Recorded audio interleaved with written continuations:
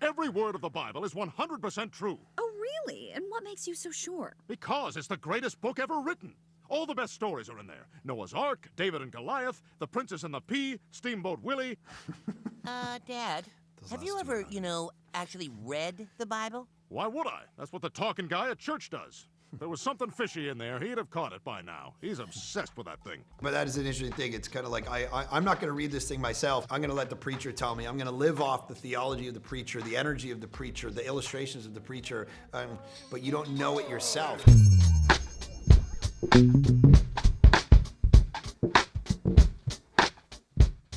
Hey, Pastor Mark Reacts. Hope you guys are doing well. We're doing American Dad in this big question of whether religion's actually a joke or not. Hopefully you enjoy it. Which is why, on this day, we remember what happened in Galilee. Psst. Red hat. Red hat. Stan, who is that? If I play my cards right, a new friend. Mr. Smith, your son has outgrown Sunday school. Smart, lady. Get rid of the one kid who can kinda go to the bathroom by himself. Sit! Okay. So this is adult services. Place is bigger than I imagined. Were we supposed to bring our own cushions, or... Shh. And the disciples found his tomb empty because he had risen from the dead. And then... So Jesus was like a zombie? Like in The Walking Dead? I wish Chris Hardwick were here to giddily explain these confusing plot points. Shh. So it's actually an interesting thing that some people try to kind of make that joke that basically Jesus was a zombie. But it's actually a very interesting point if you read N.T. Wright's big volume on the resurrection of Jesus. It's this 800-page book about the resurrection of Jesus. He makes the distinction that, of course, zombies in mythology were, like he said, the Walking Dead. They were dead. They weren't going to ever come alive again. They were animated, but they were still dead. And so even the idea of the resurrection has oftentimes been misunderstood for a philosophy or theology of reincarnation, as if that's what the Christian story was about. But it's not. It's very unique. It's not that he's dead and walking around, brains, but it's that he's alive again. And so he walks around, he has these visitations with his disciples for 40 days as a resurrected. So there's a continuity and a discontinuity with who he was. The continuity is, of course, they can recognize him, and he has the holes in his hands and his side, and he says to Thomas, look at these, touch these, realize there's a continuity. And then the discontinuity is that he can walk through walls and he can kind of appear and disappear. And so there's these two things going on in this resurrected state. And 1 Corinthians 15 goes on to explain he's the first fruits of what's going to happen to all those who believe in him. There's going to be this resurrection life. It won't be a Walking Dead scenario. It won't be a zombie scenario. It'll be true human life in this glorified state. Physicality, not a disembodied bliss world, not a heaven. Heaven proper is the new heaven and the new earth in a physical reality where we're resurrected, and that's the beautiful hope of Christianity, a killing, a reversal of all terrible things so that the world can be as it was imagined in the beginning, in this beautiful moment of pleasure and beautiful experience that we've never seen or had since, of course, Genesis chapter 1. But in a more beautiful way, of course, as theologians point out, because Jesus and the sacrifice would kind of be the center of this whole thing, which wouldn't have happened if Genesis 3 hadn't happened. So. Doubting Thomas stuck his finger in Jesus' what? Am I the only one here who thinks this is totally weird? Shh, quiet, please. Come on! Is anyone actually buying this? Steve, you're destroying all the groundwork I laid with Red Hat. Yes, it's a weird story. That's part. He's not the only one who thinks it's weird. That's part of the point. It is an odd story, but that's a beautiful part about it. And even skeptics have pointed out there are these discrepancies in the resurrection stories and said, but there's this many ages. As theologians and later historians point out, they say those little tiny discrepancies between Matthew's telling and John's telling, for instance, actually help the case of the historicity of it, because if they were all exactly the same and there was never any, then it would be clear a bunch of people got in a room and came up with a religion and came up with an idea and said there's going to be two angels, there's going to be one angel, we're all going to say the same thing. The fact that there's a little bit of difference and shift says that these are eyewitness accounts to something that they couldn't explain, that was weird, and they wrote it down the way they saw it and remember it. And now there's little was there one angel, was there two? Now, none of them actually contradict each other. It's just one was talking about one speaking, the other was talking about how many were there. But those little subtleties actually, from a historical vantage point, make those resurrection stories, as weird as they are, as this kid's talking about, historians actually go, yeah, there's actually legitimacy to them. My own son, a godless heathen. Gotta admit, he made a few good points. That's it. Hash browns for believers only. Okay, Dad, if you're such a good Christian, why weren't you paying attention in church? 'Cause I'm already a believer. Religion solves all the big problems for me. Life after death? Solved. Meaning of existence? Solved. Now I can spend my time focusing on things I enjoy, like complaining about the terrible service. What? This place sucks. The concept that, I've answered all these 4 huge questions. Now I can move on with it. What I see in modern Christians is kind of exactly this. I can move on to either being a jerk and, like this place sucks or whatever, or it doesn't really impact their life. Like I'm looking at the things modern Christians complain about, for instance, on social media, what they gripe about, what they rant about. And oftentimes, take example, this is a potentially controversial example, but take the example of like the lockdowns, for instance. They're terrible.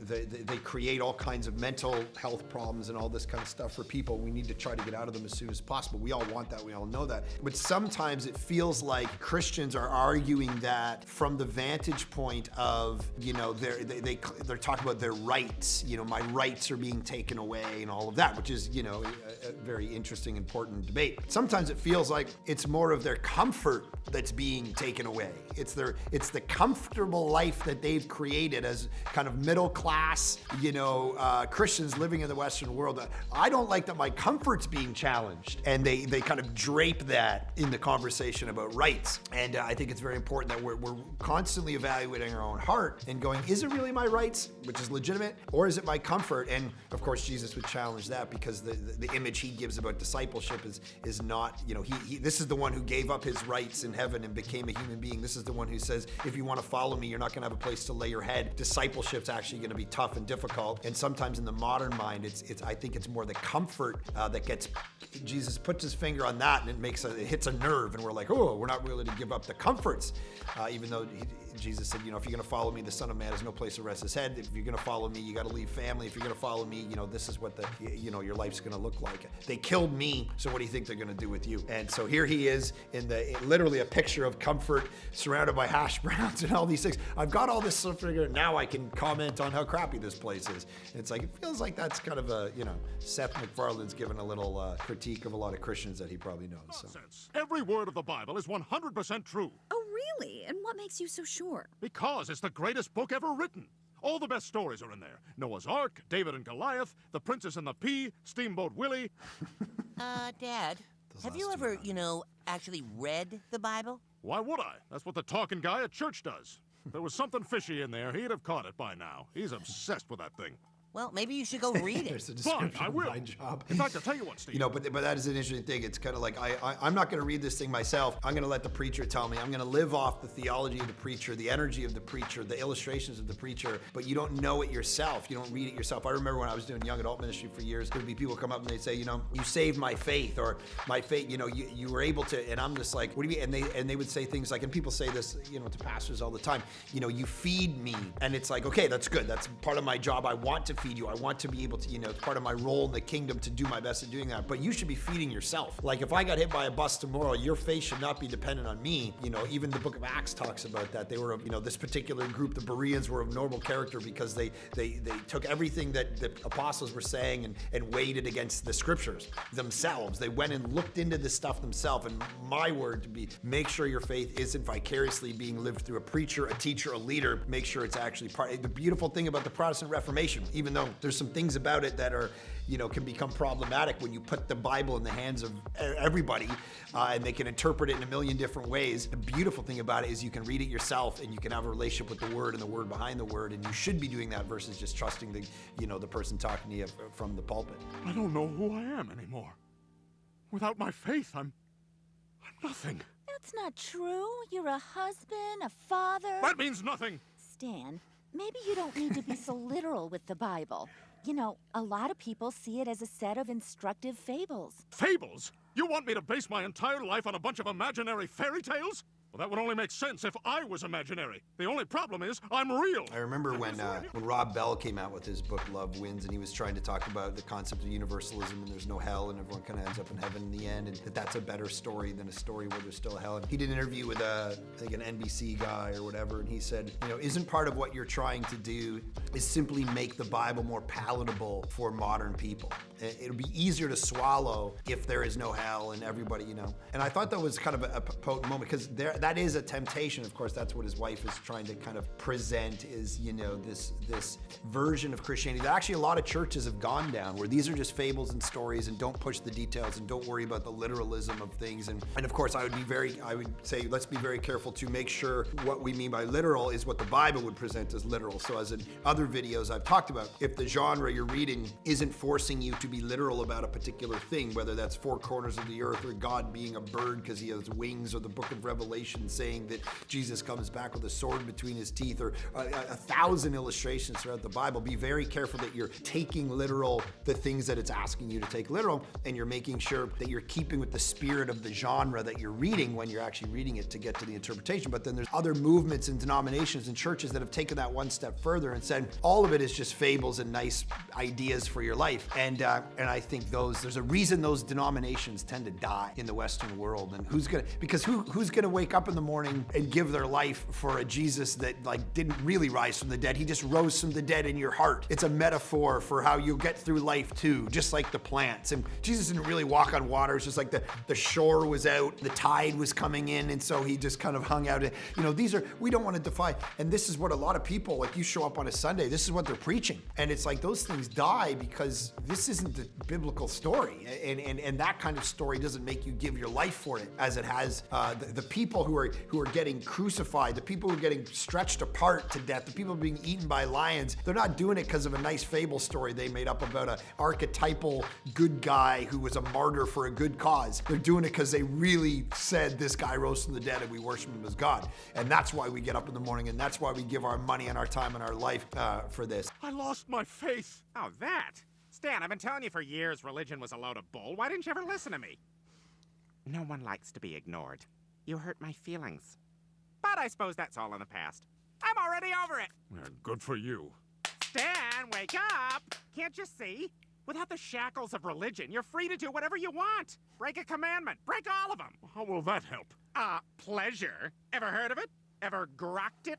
Pleasure is the road to happiness. There's a great book by a guy named John Piper, and he talks about desiring God and the reflections of a Christian hedonist. And it's the idea that hedonism, or the search for pleasure, has often been pitched by Christians as a bad thing, but it's actually not. It's the only thing, and that the only way to find true pleasure, it's the single biggest motivating factor in all of our lives. Pleasure, pleasure, pleasure is the reason we do anything. And he says, don't deny that. Don't become a Christian for anything other than pleasure, both in the now, it's going to give you full, abundant, truly human life, and in the future where you're going to have delight forevermore, as the Psalms talk about. This is constantly what Christianity is offering, and as C.S. Lewis talked about, we try to get pleasure, and we sit as kids sitting there, in a slum eating, mud pies, thinking this is the ultimate pleasure. And he says basically you're going after sex and ambition and reputation, thinking these things are going to give you joy. When Jesus is offering you a holiday at sea, you don't know what you don't know. You think these things are the ultimate pleasure, but they're not. He has a better way of pleasure, both in the 80 years you're here and the 80 million after that.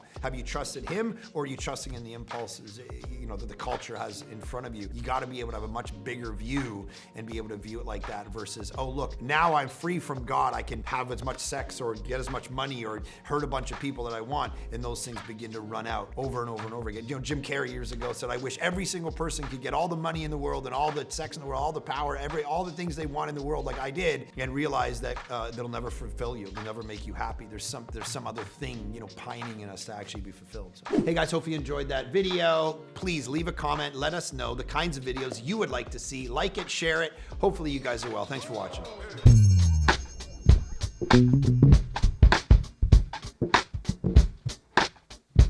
Thank you.